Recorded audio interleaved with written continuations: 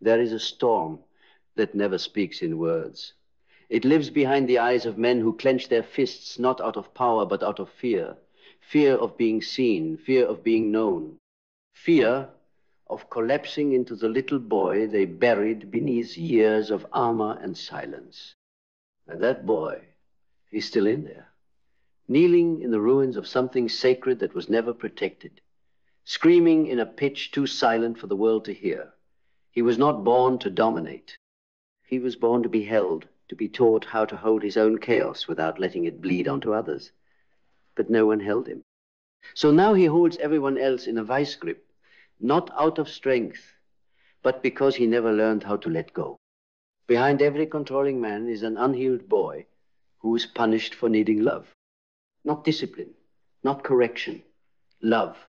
That primal warmth that teaches a child you're safe to exist, safe to feel, safe to not have the answers. But instead he was taught that vulnerability is a sin, that stillness is laziness, that tears are disgraceful. And so he built a throne out of masks, king of nothing but the echo chamber of his own defensiveness. This is not an attack, this is a revelation. Because if you've lived your whole life trying to control others, your partner, your friends, your environment, then this is your mirror. Not to shame you, but to wake you. You were never meant to be a tyrant. But when a boy grows up in a world that equates gentleness with weakness, he learns to crush before he's crushed, to demand before he's denied, to command before he's abandoned. Control becomes his last defense against being shattered again. But here's the truth no one told him. Control is the prison he built to protect himself from pain, and now it has become the very source of his suffering. You see, men don't become controlling because they're powerful. They become controlling because they're terrified. Terrified of the mess inside. Terrified of what it means to feel helpless again. So they externalize the war trying to organize the chaos outside because they can't sit with the chaos within. And society feeds this sickness. From locker rooms to boardrooms, boys are rewarded for domination, for aggression, for stoicism. Not the kind of stoicism Marcus Aurelius taught, but the shallow performance of numbness, the refusal to feel, the rejection of soul. And so we breed generations of men who wear silence like a badge of honor and mistake fear for control. But what if I told you that the man who controls everything around him is the most out of control within himself? That he doesn't trust life, doesn't trust people, doesn't trust himself, because somewhere in his past, trust was a trap. Maybe his father was a tyrant, or absent, or unpredictable. Maybe he watched his mother shrink to fit into someone else's expectations. Maybe he learned that love meant obedience and disagreement meant exile. So he built his entire personality not around who he is, but around who he had to be to survive. This is not masculinity. This is trauma in disguise. And trauma has a way of turning us into the very thing we swore we'd never become.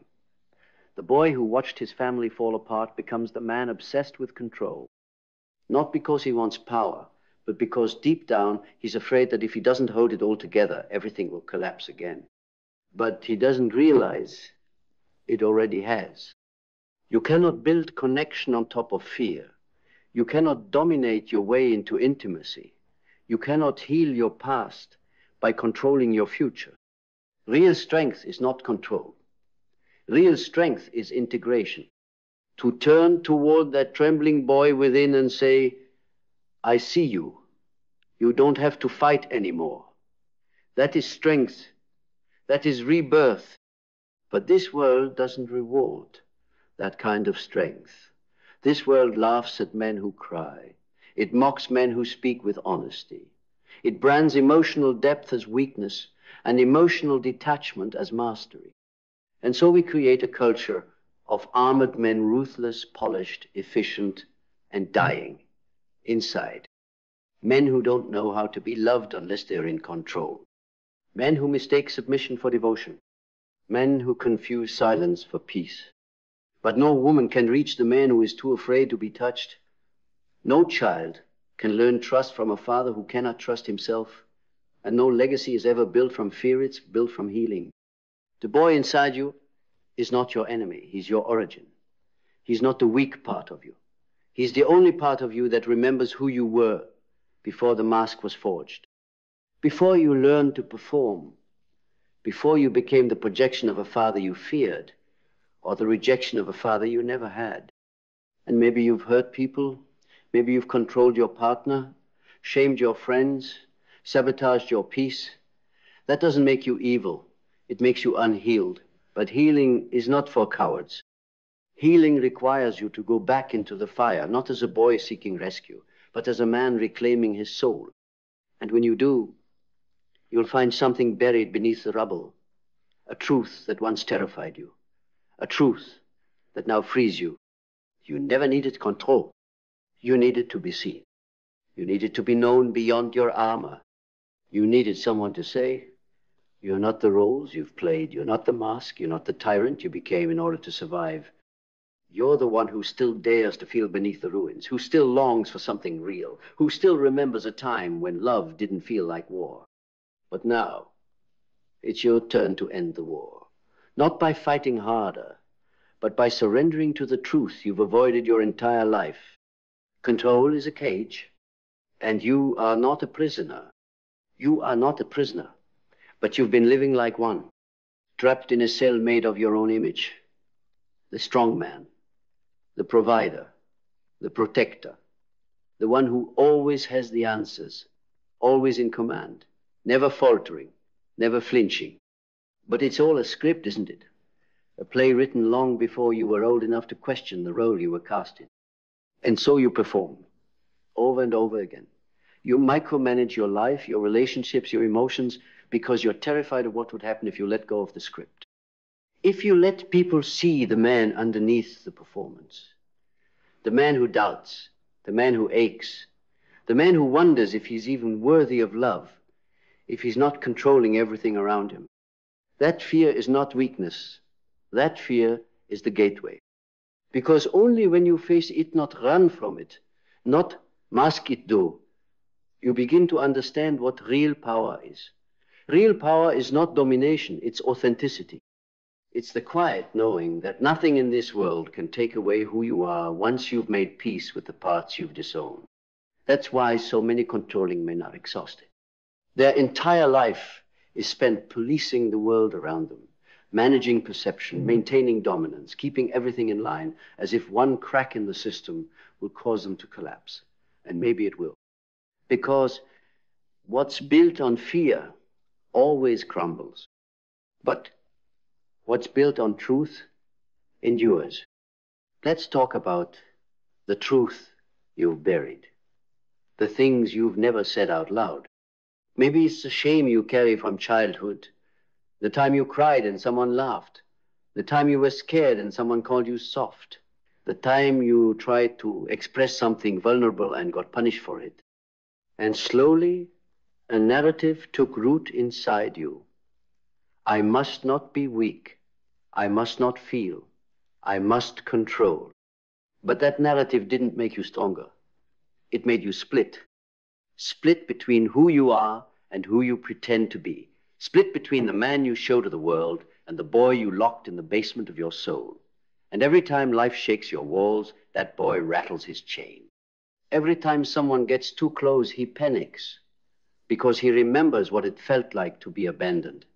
He remembers what it felt like to be powerless.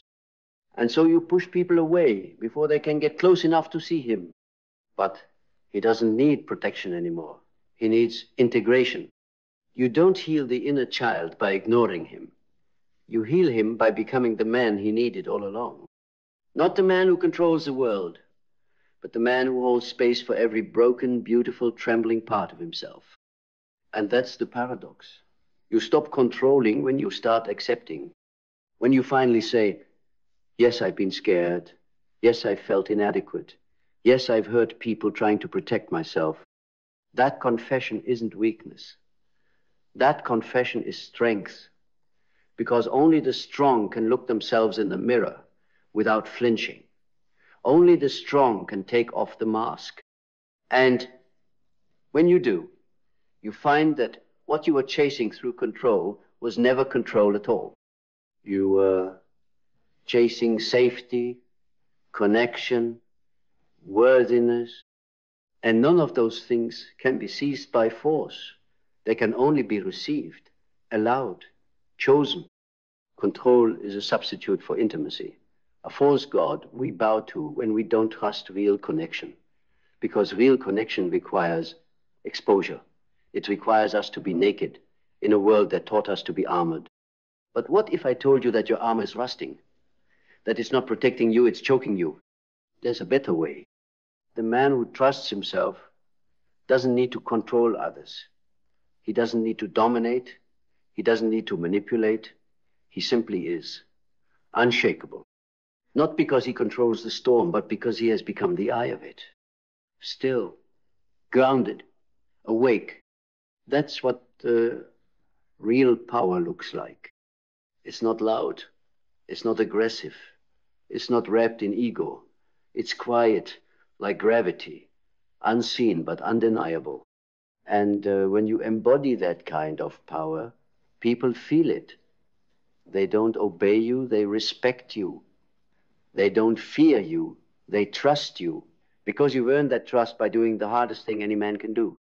Turning inward, owning your shadow, breaking the generational chains of control that bound your father and his father before him. You see, this is not just about you. This is about the legacy you leave behind, the sons you raise, the partners you love, the life you build. Will it be ruled by fear or led by presence? The unhealed boy reacts. The healed man responds. The unhealed boy demands obedience. The healed man invites truth. The unhealed boy needs to win. The healed man wants to connect. Which one are you becoming? Because every day you make a choice to continue the cycle or to burn the mask, to stay enslaved by your need for control or to rise into something freer, truer, real. And yes, it will hurt. There will be days when you want to put the armor back on, days when your past screams louder than your future. But if you stay the course, if you keep walking, you'll come face to face with something you haven't felt in years. Peace. Not the peace that comes from silence, but the peace that comes from no longer running, no longer hiding, no longer pretending, no longer pretending to be untouchable, no longer pretending that power is the absence of pain, no longer pretending that control is the same as love. Because love is not control, love is freedom. And when you've built your identity around control, freedom feels terrifying, foreign, like walking into a room without armor, without a plan, without a weapon. But that is where your liberation begins, when you stop needing to defend yourself from life. Control is rooted in fear of the unknown, but freedom is forged in trust. Trust in your own ability to meet the unknown with presence, not panic. That's why most controlling men can't relax. Stillness feels unsafe. They don't know how to sit without scanning the environment, without anticipating a threat, because stillness exposes the inner noise. And if you're not at peace within, silence feels like a threat, not a gift. But here's the paradox. The more you control, the more you lose. You lose intimacy. You lose connection. You lose your sense of self. Because control demands that you shrink the world down to a size your fear can manage. And that world is always too small for the man you were born to be. So instead, you must expand. Grow beyond the edges of your fear. Breathe into the space that control once occupied. Learn to let life move through you instead of trying to bend it to your will. This is what it means to reclaim your soul. Carl Jung wrote, "Until you make the unconscious conscious, it will direct your life and you will call it fate." The man who controls everything is being controlled by his unconscious, by his wounds, by his fears, by the unhealed boy who still believes he is unsafe. But when you bring that to light, when you see your patterns, your triggers, your shadows not as shameful flaws, but as invitations to grow, everything changes. You stop needing to manage everyone's perception of you. You stop needing to dominate every space you enter. You stop needing to win arguments just to feel worthy, because you finally realize that your worth was never up for debate. It's not based on your control. It's based on your presence, on your capacity to be real, to be whole, to be human. And that's what the world needs now, real men. Not perfect men, not dominant men, not emotionally armored soldiers who conquer everything but themselves. But men who are willing to face themselves with honesty and grace, men who are no longer afraid of their own reflection, men who know that healing isn't a soft word, it's a revolutionary act, because when you heal, you break a lineage of silence, of suppression, of control, disguised as care. When you heal, you stop passing your pain forward. You become a mirror for others to do the same. And yes, the journey is lonely at first, because few are willing to walk into their own shadows. But once you do, you start to attract people who've walked that same road. People who don't need to be controlled, because they've learned how to hold themselves. Partners who meet you with truth, not games. Friends who challenge you with love, not ego. Spaces where you can finally breathe without bracing for war. And maybe for the first time, you realize that the boy inside you doesn't need to be erased. He needs to be led. Not by fear, not by force, but by the man you are becoming, the one who chooses truth over control, presence over power, love over domination. And this is not weakness. This is the fiercest kind of courage, because any man can command others, but only a few dare to command themselves. So ask yourself, what kind of man am I becoming? One who is feared, or one who is trusted? One who is obeyed, or one who is loved? One who hides his wounds behind armor, or one who reveals them as proof that he has survived? You don't need to be perfect. You don't need to have all the answers, but you do need to be honest, because healing starts with truth. The truth that the need to control is not a personality trait, it's a survival mechanism. The truth that your rage isn't who you are. It's the voice of your unmet needs. The truth that your relationships don't thrive when you control them, they thrive when you nurture them. And the truth that you are not unlovable. You are simply unpracticed at being seen. But you can learn. You can unlearn the lies. You can strip off the armor, even if it's been welded to your skin. And beneath it, you'll find something ancient, something wild, something holy. The boy who once believed in love. The man who is no longer afraid to lead with his heart. Not because it's safe, but because it's right. Because it's right not by the standards of a world addicted to control, but by the laws written deep within your soul. The laws that existed before society told you how a man should behave. Before you were taught to silence your instincts. Before you were groomed to perform strength rather than embody it. You were not born to be hollow. You were not born to walk through life like a ghost in your own body, haunted by echoes of everything you were never allowed to express.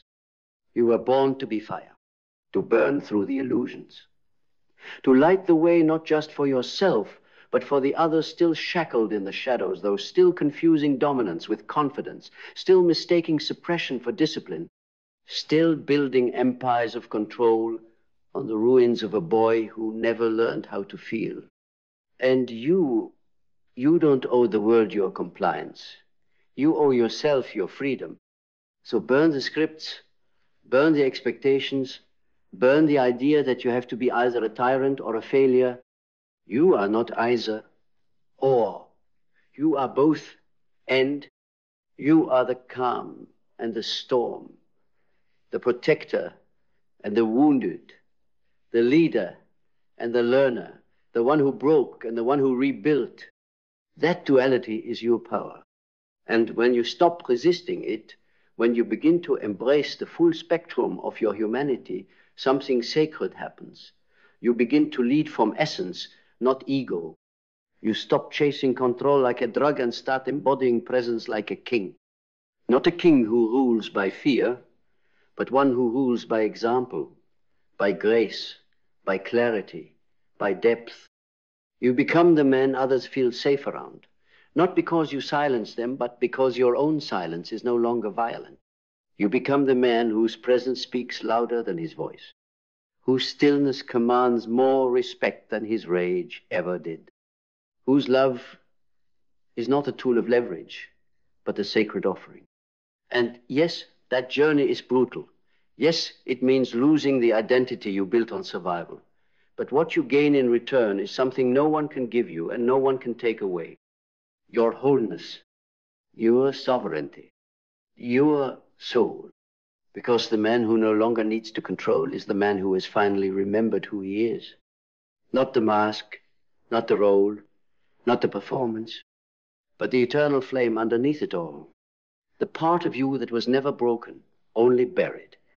The part of you that dares to feel fully, to live truthfully, to love without armor and lead without fear. And when you arrive there, when you finally stand inside your own skin without apology or pretense, you don't just free yourself. You free every man watching, every boy learning, every soul waiting. Because when one man burns the mask, it becomes a torch for the others still trapped in darkness. So let it burn, let it all burn. The mask, the control, the fear, the illusion.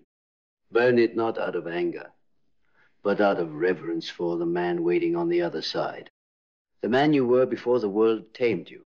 The one who no longer needs to dominate because he has already won the only war that ever mattered. The war within. And now, with the fire quieted, with the last mask reduced to ash beneath your feet, you stand. Unhidden, unarmored, no longer needing to become anything but exactly who you are. You are no longer the trembling boy seeking acceptance in the eyes of others. You are the man that boy waited for his entire life, steady, deep, and unafraid to walk into his own darkness. No one gave you this. No one granted you permission. You claimed it through tears, through choices, through the defiant act of facing your wounds instead of running from them. You crossed a threshold no one taught you existed, a place where real men are born, not through power, but through awakening. And this world, the one that taught you to control, to dominate, to suppress, no longer holds you, because you no longer live to fit into the world. You live to reignite its soul through your own truth. You are living proof that a man can be strong and still be soft, that he can be decisive and still be compassionate, that he can feel deeply without being ruled by emotion, that he can love fiercely without needing to possess. And if anyone ever asks, who are you without control? You'll smile and answer with silence, because your presence is the answer. A man no longer ruled by fear, no longer hidden behind performance, no longer seeking validation from the outside. You are yourself whole, unapologetic and fully revealed. And from that truth, a new empire rises, not built on domination, but on eyes that truly see, a heart that dares to feel, and a soul that refuses to die in the cage of what a man was supposed to be. No more masks, no more chains. Only you, free, true, and utterly unshakable.